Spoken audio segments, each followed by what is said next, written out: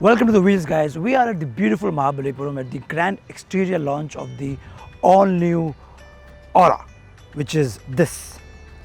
Now, Aura is nothing but the big daddy of Neos, but with a completely different character, a completely new soul. It has a complete new body language.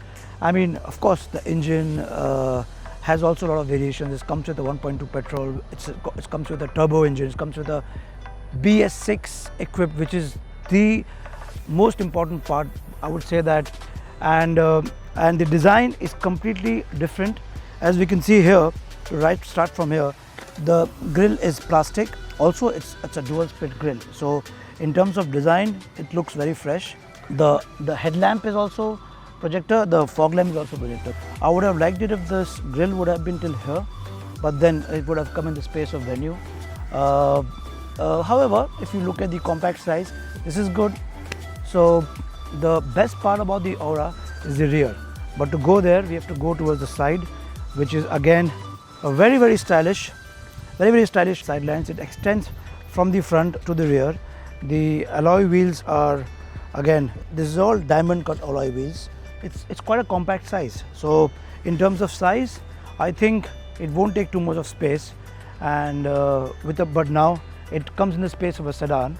Now this is what I was talking about, the rear. The rear is a very fresh design. If you look from the far, it looks completely different language. I would say that Hyundai has really picked up all the scores when it comes to the design of the rear. It looks very alluring. Now there's nothing much to say about this because this exterior launch, we can't say much, but in a month's time, when they unveil the car in totality, with the interiors, with the price, that would decide the aura of this car, because everything depends on the sweet spot of the price in this segment, which is so competitive. But if it's priced between 6 and 7 lakhs, we have a great car on the offer.